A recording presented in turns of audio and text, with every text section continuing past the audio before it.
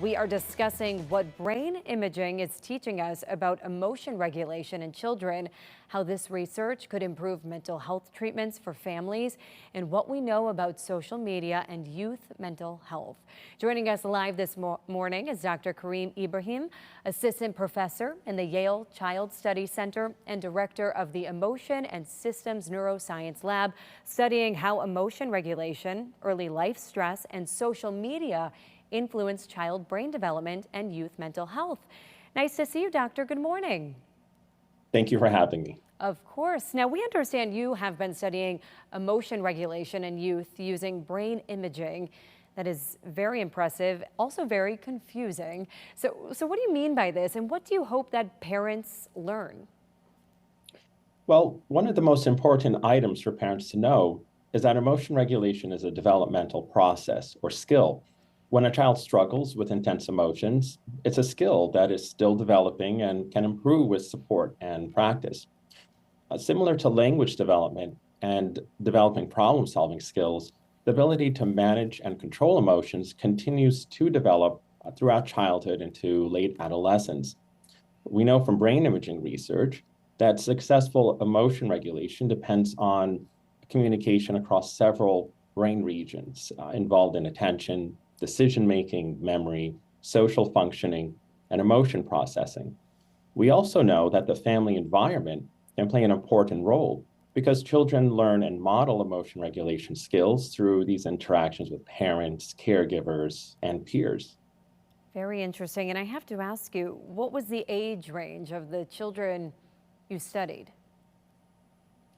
Well, we focus on the age range between 9 to 15 years of age because this is a developmentally sensitive window when children can be at higher risk for mental health, but also it's a critical stage in development when the brain is maturing and a lot of these skills, such as emotion regulation, are developing very rapidly.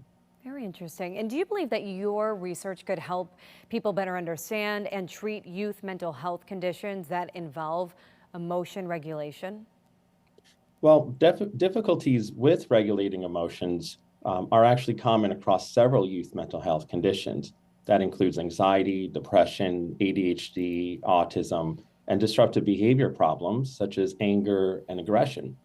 Our research suggests that emotion regulation may be a common underlying factor in those conditions, as it's linked to a broad range of symptoms, including attention problems, emotional difficulties, and behavioral challenges. So my lab also uses brain imaging to understand how different regions of the brain work together to support emotion regulation. And we want to understand how these brain networks may change following treatment. For example, in children with challenging behavior, such as anger or aggression, we found differences in brain network patterns involved in attention, decision-making, and managing emotions. And the long-term goal is to use this knowledge about the brain to develop more personalized treatments and improve outcomes for children and their families. And obviously, we have to talk about social media because I think a lot of people are wondering about this, especially recently because we've talked a lot about social media bans all across the world that truly have been making headlines. We've talked a lot about it here at News 8. So what can you tell us about how social media may or may not impact mental health in teenagers? Well, it's definitely an area of interest. And in our work, we're interested in understanding both the benefits and challenges of social media use for youth mental health. We know that social media can help youth stay connected with friends, find supportive communities, and access information.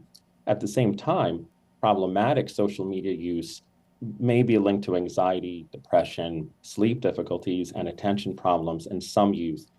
Now, one important point is that the effects of social media are not the same for every child. Factors such as how much time a child spends online, the type of content they're viewing, and their existing mental health may all contribute in different ways. So this is especially important during the transition from pre-adolescence to adolescence, when executive functioning, emotion regulation, and brain development are maturing and changing rapidly.